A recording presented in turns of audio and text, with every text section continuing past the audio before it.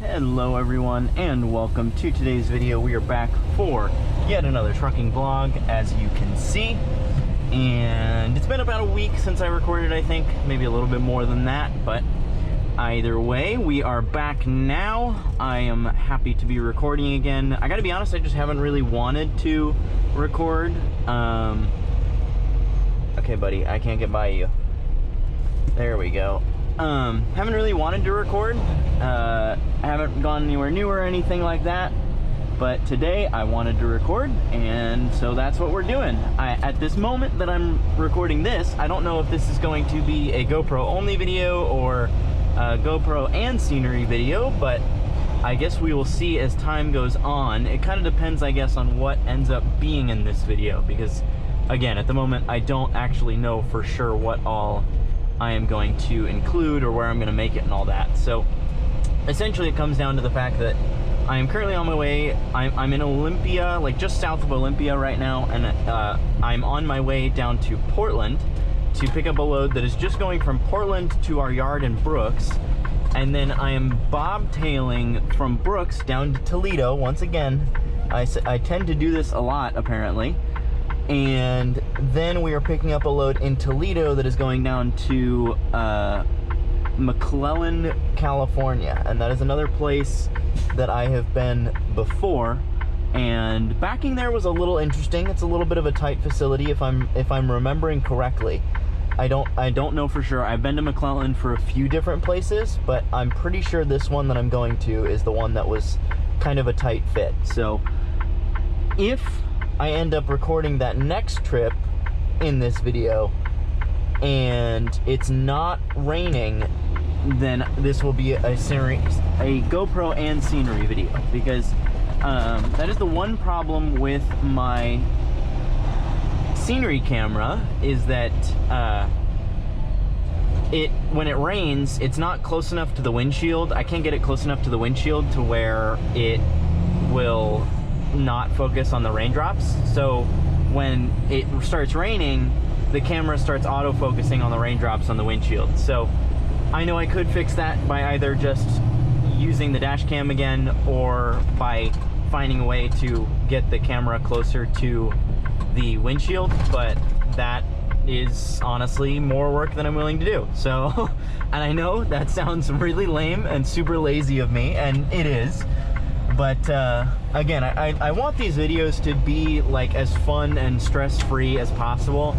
And to me, like I said before, like the whole reason I started using the scenery camera is because the dash cam clips are really annoying to work with once you like pull it off of the camera and into the, you know, onto the computer, because it pulls up multiple files, and the clips are like a minute long to 2 minutes long each, and it's just like trying to figure out what I was trying to record is not the easiest. Like for things where, you know, like something happens on the road, the dash cam is great because I know exactly what I saved it for, you know, like I remember, you know, where I'm at and all that kind of stuff, so I can just quickly skip to what I was looking for, you know, and then continue on my way on editing it. So the other option, like I said, is placing it closer to the windshield, but then I have to like lean forward to start recording and stuff.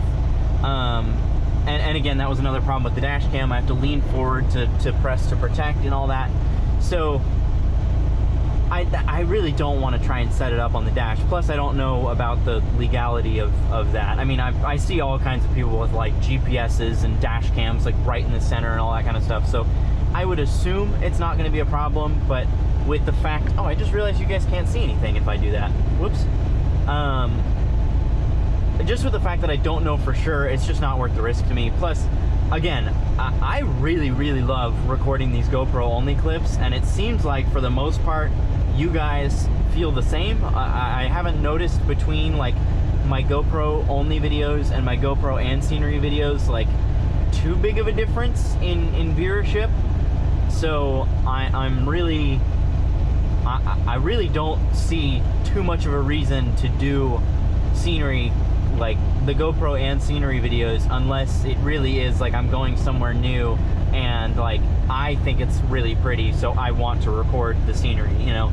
But with going the same places that I've already been, like I feel like the GoPro really does a pretty solid job of still capturing the beauty of this area, you know, because that's one thing. I don't remember exactly who commented it, but somebody said, you know, that, and it is a fantastic point, which is that although I am going places that I've already been before and I've already recorded before, like the landscape is always changing, you know. It is always like during fall, winter, spring, summer, it looks different all the time, and no matter what time of the year it is beautiful, you know. And the chances of me, these are all very long drives, so the chances of me recording exactly the same spot in each drive every time is pretty slim.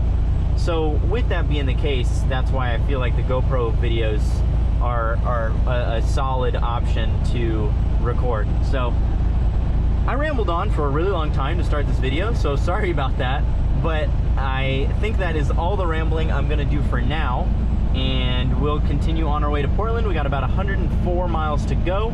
We're going to be picking up from the GP at Rivergate, which is again another place I have picked up from before and picked up from recently. So I guess we'll see if there's anything that happens on the way there, and if not, I will see you guys there. There's another one of Daimler's test trucks. I don't know how well you guys will be able to see it on the GoPro, but it's got the Canadian, I forget what that's called, the Canadian split or something on the drive axles. It's pretty cool test vehicle. It's got like a cool livery on it, and it's got like a little Pac-Man emblem on it. I don't know if you could see that, but it's like, I think it's one of the Pac-Man ghosts. I've never really gotten a good look at it myself either, but yeah, we're in Portland, so there's all kinds of test trucks. I see that one pretty often, and then there's a few others that I see pretty often in this area. In fact, I think I've got a dash cam clip of one of the other ones that I've seen. It's of the newest generation of Cascadia, and this is usually the area that I see them. But yeah, thought that was pretty cool, so wanted to show you guys. And we are almost to our shipper, so once we get there, I'll slide the tandems and all that kind of stuff probably before I actually go up to the gate. And then that way, once we do have to go up to the gate, we just give them our number and can immediately pull on through and get our loaded trailer and go on our merry way. We have arrived, so I am going to, like I said, slide the tandems while I'm over here. And then lots of oil or something. Somebody must have had a leak of some sort. But anyways, going to slide our tandems here, and then that way when we get in there, it's just nice and quick right on through. And our current trailer number is 49012. I also have to make sure I write that down so that, oh, and I probably shouldn't actually show this. We have checked in and we are picking up trailer 48103. So we just got to drop our empty over here, and what we'll do is we'll see if there's a spot near the trailer that we're picking up, and if there's not, well then we'll just drop it wherever we can. But if there is, we'll drop it next to the new trailer that we're picking up.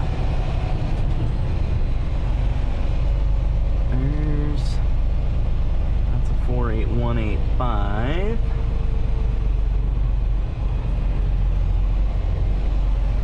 48066, 49212. Man, I forget how many trailers we have here.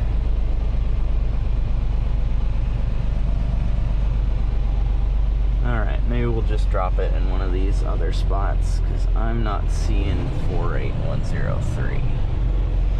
Oh, there it is. And there is a spot next to it, so my patience prevailed.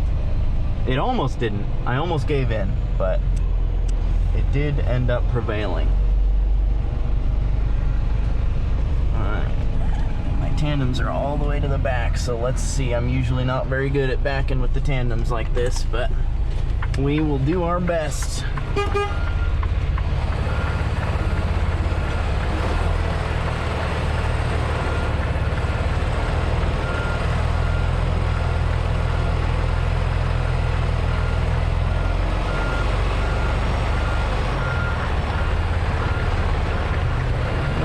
looking too bad.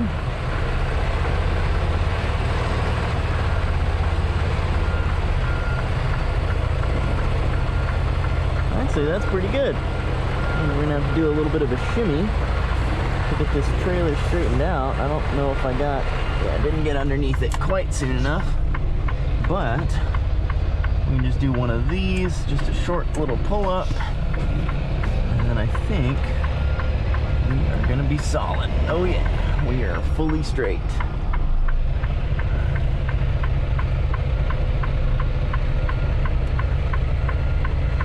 Look at that.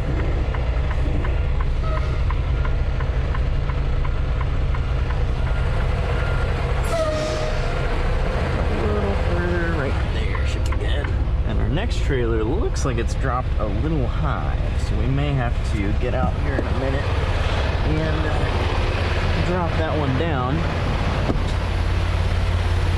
Did I pull the... I don't remember if I pulled the air brakes or not. I did. Alright, we're good. No, I could have gone back a little further. Oh well. Go back far enough.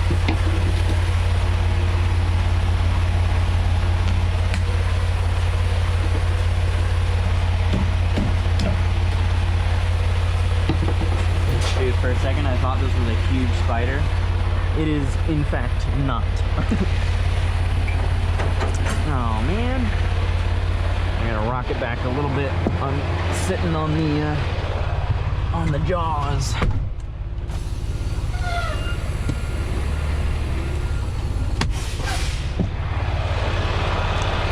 Alright, let's try again. There we go. Alright.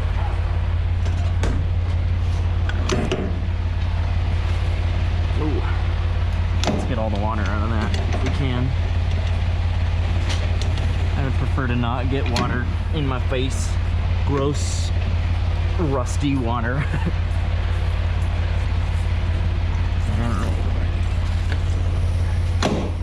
There's that, and I don't know if this one's dropped too high. It kind of looks like it, but I think we can go ahead and get underneath it first and then check. It's not worth starting to crank it down already.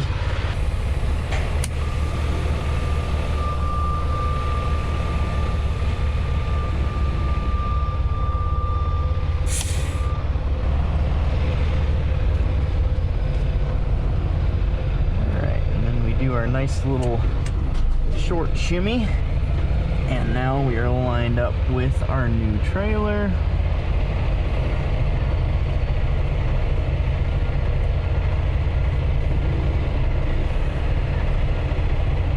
Definitely seems like it's dropped way too high. Alright, let's get out and drop this down.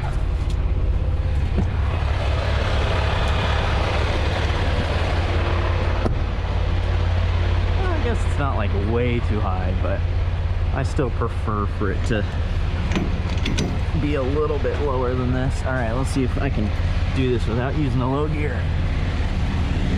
Kind of. I can do it enough.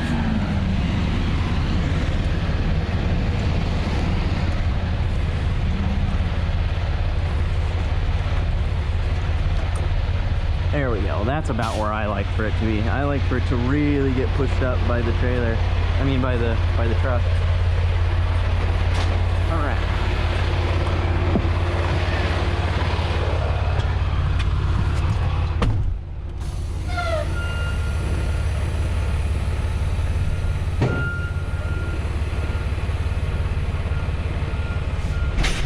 Wow, that was straight on.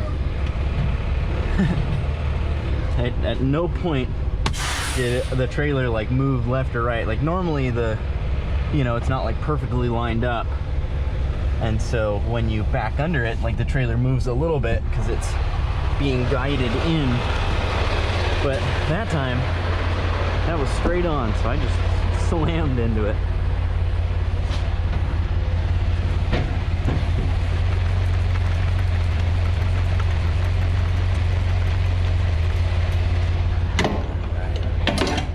There's that. Let's make sure it's fully around it. It is.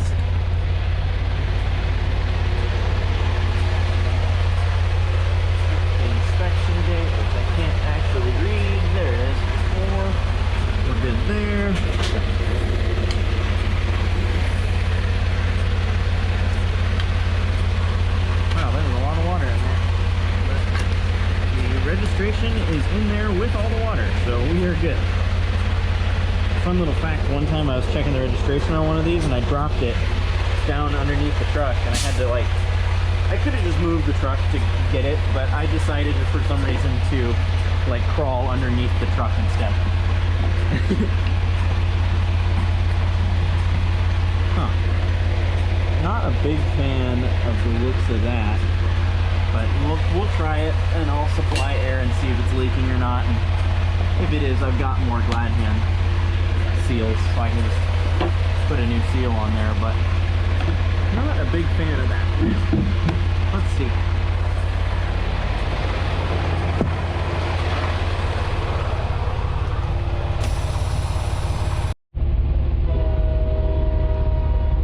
Had to record this, a little switcher action. Just the locomotives at the moment, it looks like, but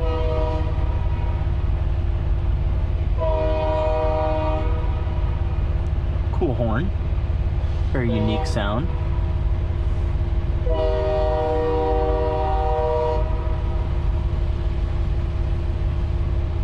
and the little blinking light is off, so that means they are actually in there. That I've been here before when that switcher was moving by and the little blinking light was on, which means that it's being remote controlled. But this time, that does not appear to be the case.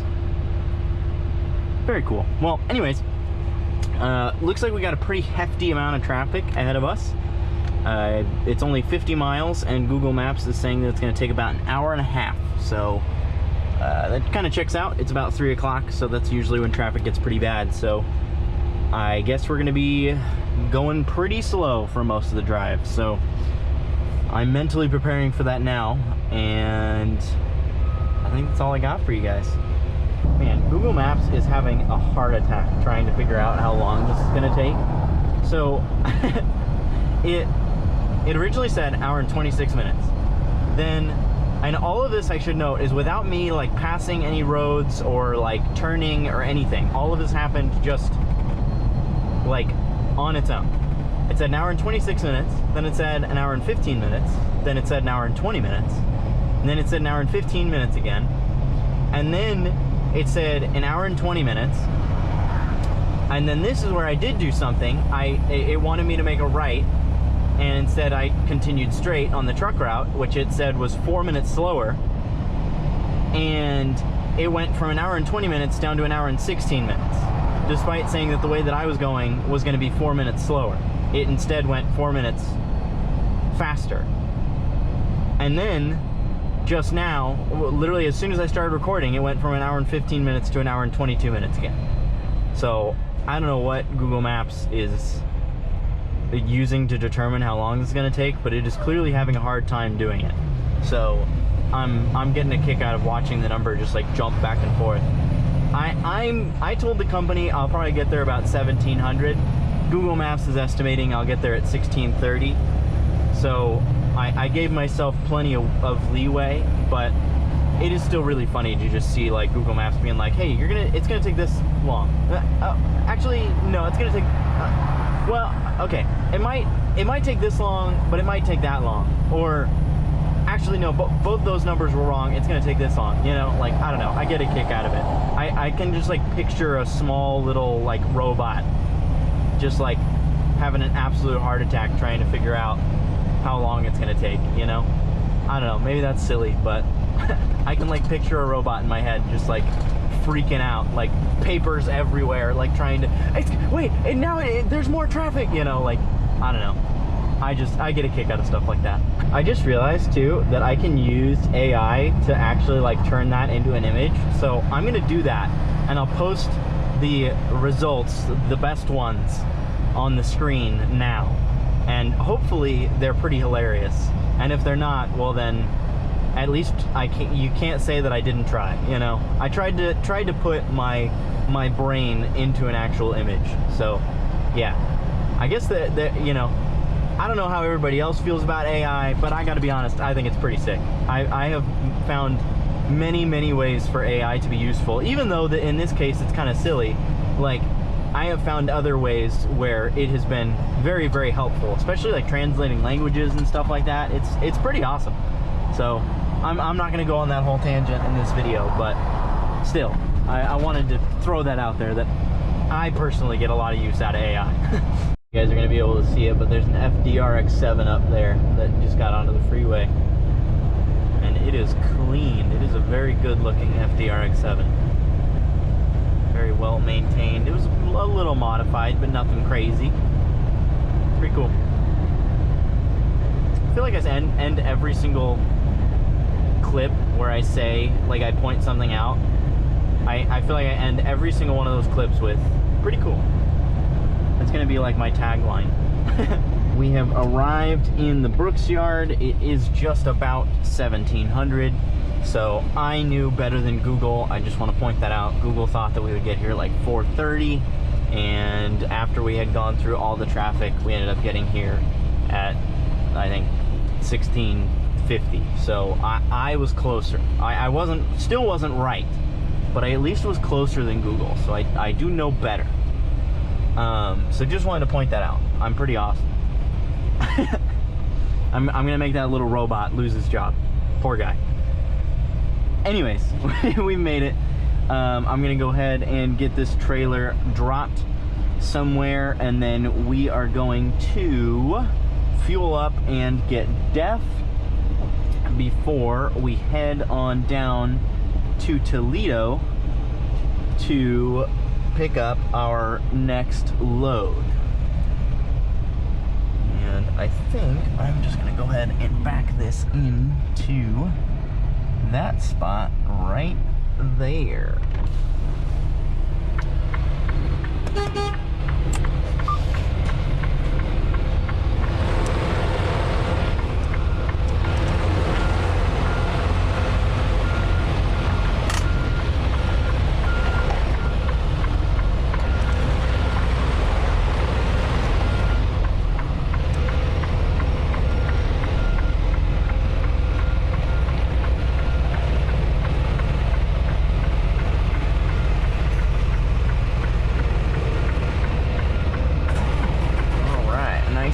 Easy, smooth back, and that'll do it.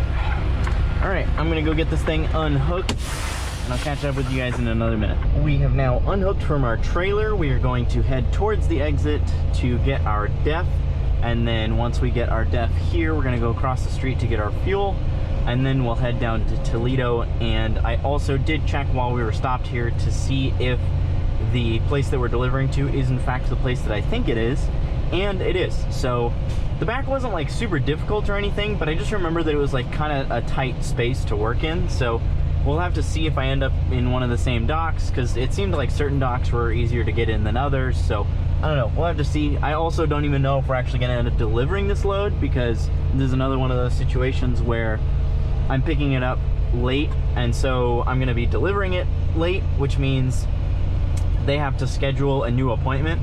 And like one of the other times when I had to do this, the appointment got scheduled for like a week later. So if that ends up being the case, they'll just have me drop it at one of our yards that's down near that area. So I don't even know if I'm going to end up delivering this next load, but I guess we're going to find out together.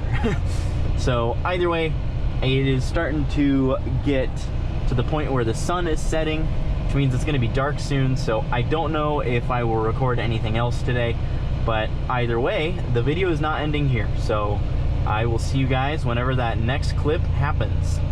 We have arrived in Toledo. We are picking up our trailer. It is literally the first one in their set of trailers, so that's pretty sweet.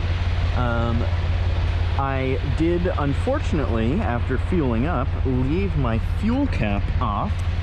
So I got out of the truck when I got here, and I was like, oh my gosh, it smells like diesel. And I was like, oh my gosh, I bet that smell of diesel is from me, because I'm a dummy, and I would be the kind of person to leave my fuel cap open. And sure enough, that is what happened. So I was wondering why my fuel tank, I was like, I just filled up. How did I already lose this much fuel? Well, that's how, is because I'm an idiot. So that's a bit unfortunate, but you know, mistakes happen.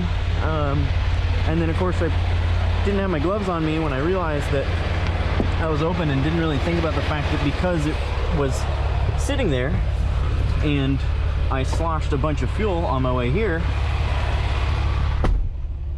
I didn't think about the fact that the fuel cap would be covered in diesel. And so I went and just closed it with my bare hands, and now my hand is, I mean, like I have since wiped it, but it got covered in diesel fuel, and now even after wiping it with like a heavy duty hand wipe, like it still smells like diesel. So that's not super ideal, but you know, is what it is. All right, let's go get hooked up to this trailer. I should probably turn on my utility lights so they can actually see. Super nice thing, the people recognize me. They know that I've been here quite a few times. Yeah, all this stuff, see, this is all diesel. I spilled so much, dude, it's so bad. Anyways, the people here recognize me, and so they let me get all my paperwork and stuff now, so that way on my way out, I don't have to like park and, you know, park and check out and all that kind of stuff. I can literally just like stop in front of their little shack and give them back the badge and then go on my merry way. So that is pretty sweet.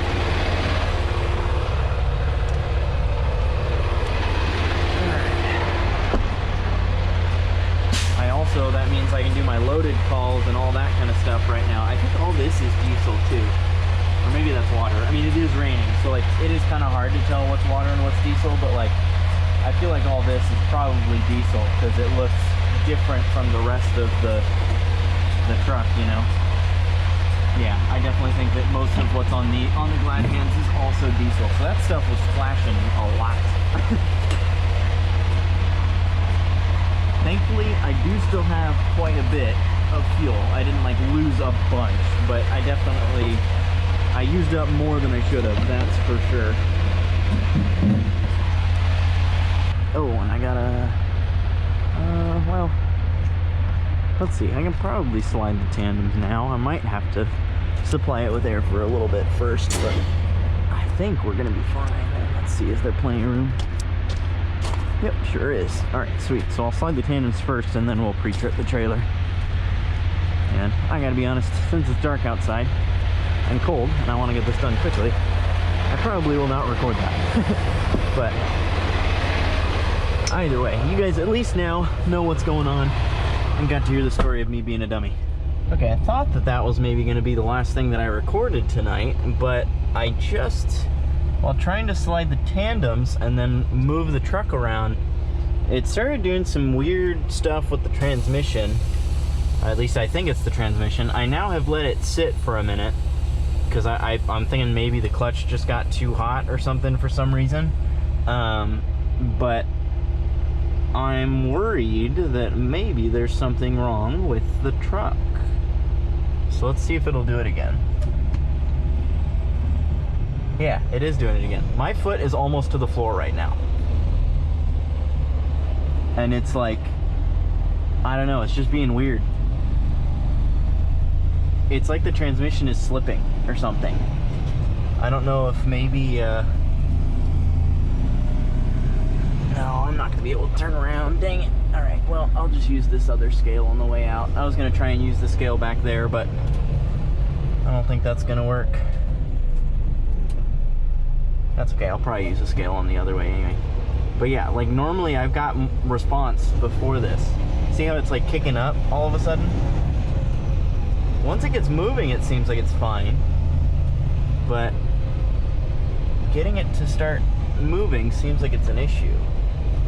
Oh, and that scale's being used too. You know what? It's fine. I'll scale. There's another scale that's on the way out of here. Not like on the way out of here, but it's on the way to the freeway from here, and the load's only 37,000 pounds, so I'm feeling pretty confident that we're probably fine, but that's a separate issue. For right now, I'm worried about the transmission stuff. I wonder what that's about. I'll have to, I guess, keep an eye on that. I mean, maybe I just got diesel fuel in like the drive shaft or something, and that's making something weird happen, but this really feels like it's the transmission slipping, so I don't know. I'm definitely worried, but I guess we'll see. All right, I'll admit it. I messed up. I don't know if you can see that, but that is the weight on my tandems, and that is 37,450, and that is with the tandems as far back as they can go to still be legal in California. So I am overweight, and I am going to have to go back and yeah, that sucks, man, because it's 8:55. I'm at 3.5 hours, and I'm probably now about 45 minutes away from the shipper. So yeah, that sucks. I thought with a load that was only 37,000 pounds I would have no problem at all, but I don't know if the BOLs aren't correct or what, because that's, I mean, that just doesn't seem right to me. I don't know if I also was having trouble getting up like every hill, so I don't know.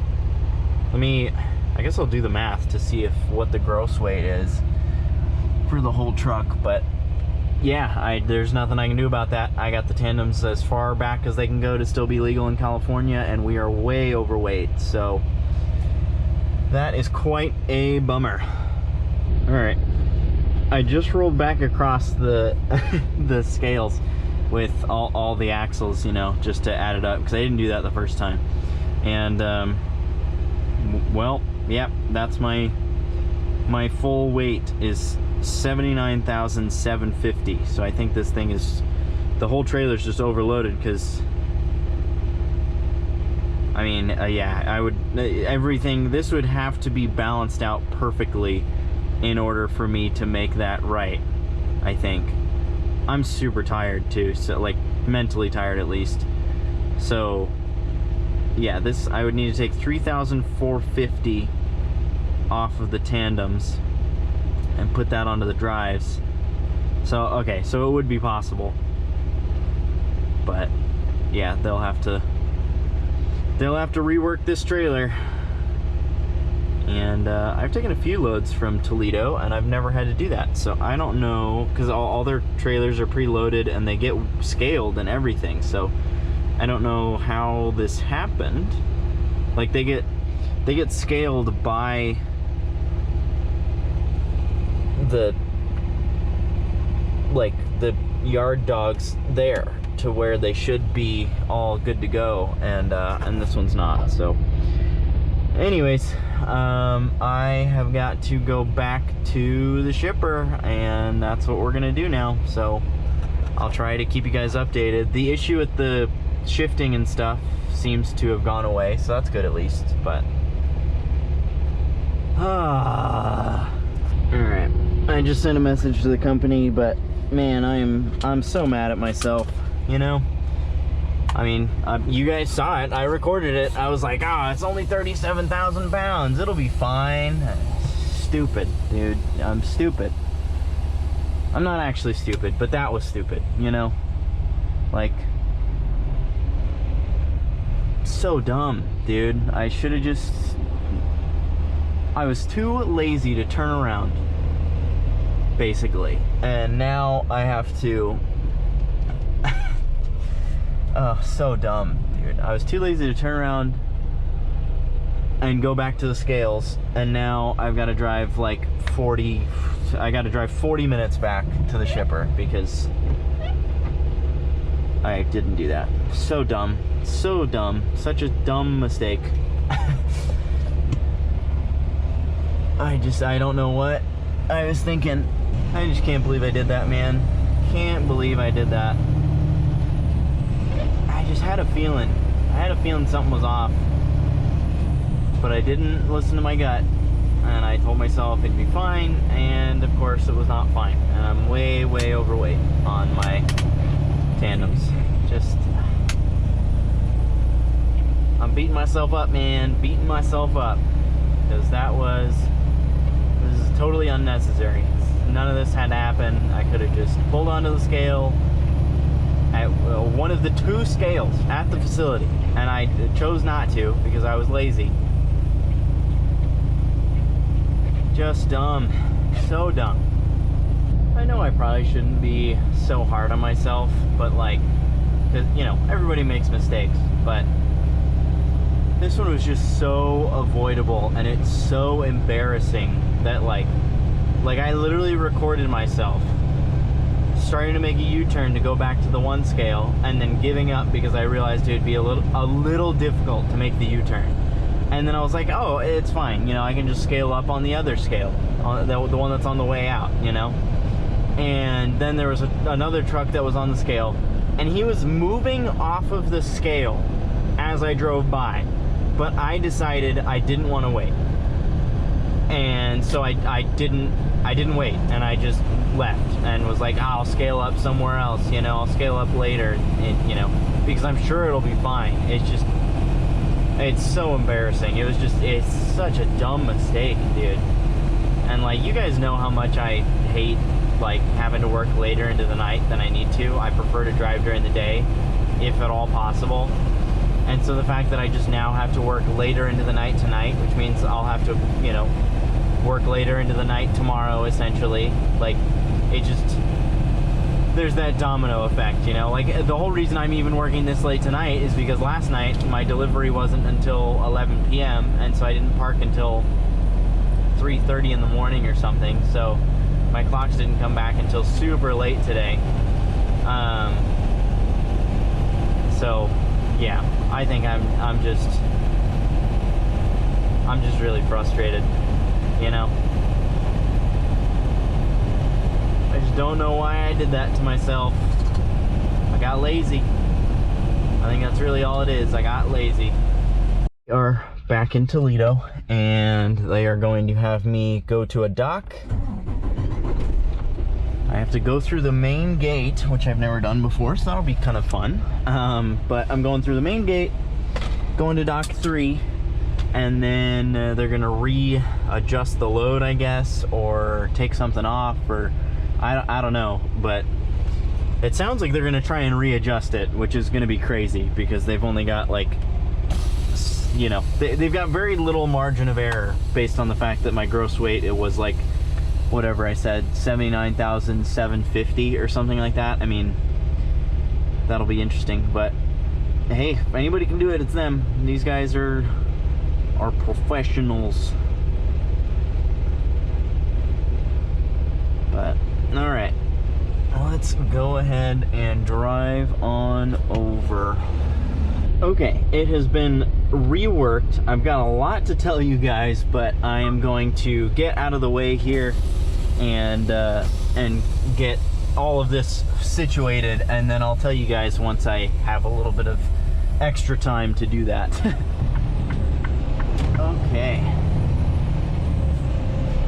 We are now getting back on the road. So, they reworked the trailer. We're all good now. I think I was at like 30,000 something on my drives, and I think also 30,000 something on my trailer axle. So what happened was, I guess there is a newer forklift driver, and the newer forklift driver basically just totally messed up my load.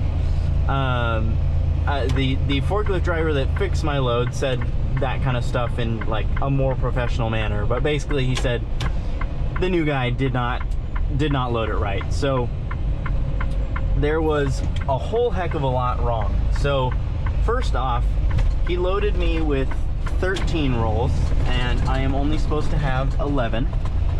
And then he also loaded all of the small rolls up at the front and all of the big rolls on the tandems. So what the forklift driver that fixed my load thinks happened is that the guy that loaded my trailer loaded it as if it were a 4-axle trailer instead of a tandem axle trailer. So that would kind of make sense, and that would explain why it was so far off, and also why it was loaded so much heavier than what the BOL said. And yeah, so that's what it was. That's why. So had it actually been 37,000 pounds, that would have been fine, you know, but it was definitely not 37,000 pounds. It was 13 rolls, so it's like 46,000 pounds or 45,000 pounds or something along those lines. So yeah, definitely not an ideal situation.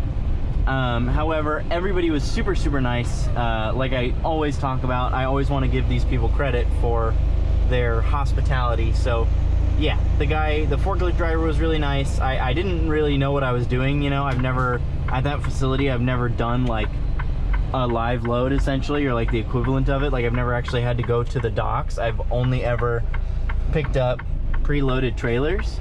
So I like didn't necessarily do everything right. Like you're supposed to, you know, like chock the wheels and pull the red air line and, you know, come out or get out of the truck and come to the actual dock on the inside, and I didn't know any of that. So he helped me out. He like drove the forklift outside and then was like, hey, just letting you know, you're supposed to do this and everything. So I did that, and then once I got inside, that was when we chatted for a minute to, you know, talk about what was going on.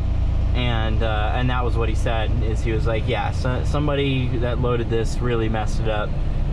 It should not be like this at all, and that explains why you were overweight and all that. And I was like, yeah, that'll certainly do it.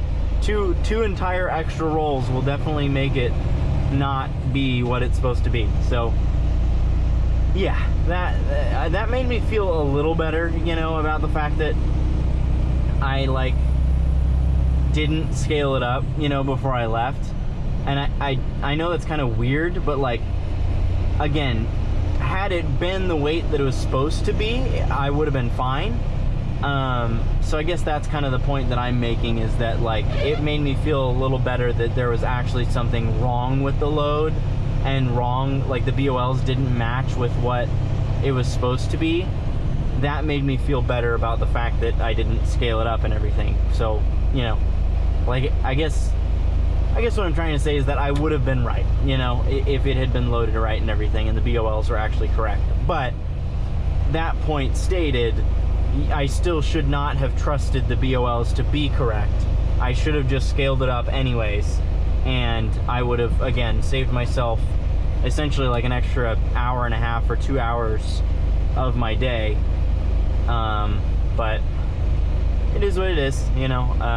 Obviously I was very, very frustrated. Now I have calmed down and am not anywhere near as frustrated about the whole thing, you know, because it happens. But also, again, it helped that everybody was super nice. But either way, lessons have definitely been learned today.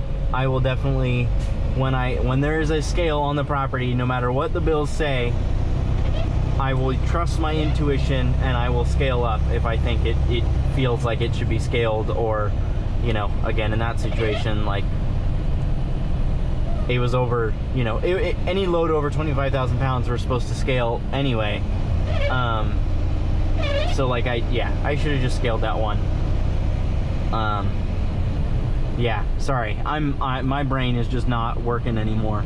I am going to basically drive as short of a distance as possible to park somewhere and sleep for the night, because I need to go to sleep soon. So yeah, I think that will do it for tonight, and I will see you guys in the morning. Okay, it is now the next morning. We ended up parking about an hour away, so we didn't get to park nearly as close as I wanted to, but it's fine. I ended up, once I got out on the road, I was feeling a lot better. So we ended up making it somewhere. I got parked up. It's actually like a kind of nice spot. I'm like literally, it's just a tiny little gas station. I don't know if how well you'll be able to see it, but it's just like oh yeah, there's kind of raindrops in the way, but it's just like a little gas station, and they just have some truck parking spaces like at the back of their building. And I mean, I got here at midnight and there was 2 other trucks here, so this was a pretty solid spot that I, you know, like a little secret spot, you could say, you know, to find, because I can guarantee if I would have just gone like 2 minutes more down the road, there's a truck stop, and I guarantee you that truck stop would have been completely full. So I'm glad that I found somewhere and we're all safe and everything. But all these things said, I am probably I don't know why I do that. I say probably even when I know that I'm sure of something, you know. But anyways, I am going to end the video here. just because of how much has happened and everything that I didn't expect. I had planned to do this full trip all in one video, but there was a lot that went on that I didn't expect to go on. So this video is probably about the length that I would want it to be, which means I'm going to end the video here. And in the next video, I am getting the scenery camera set up right now. Again, it is raining, so I don't know if I'll actually end up using it because it doesn't focus like we talked about earlier in this video, but I'm going to set it up and we're going to try. So next video should hopefully, fingers crossed, be a GoPro and scenery video, and hopefully I will see you guys in that video. So that's it for this one. Please make sure to like, comment, and subscribe, and I'll see you then. Peace.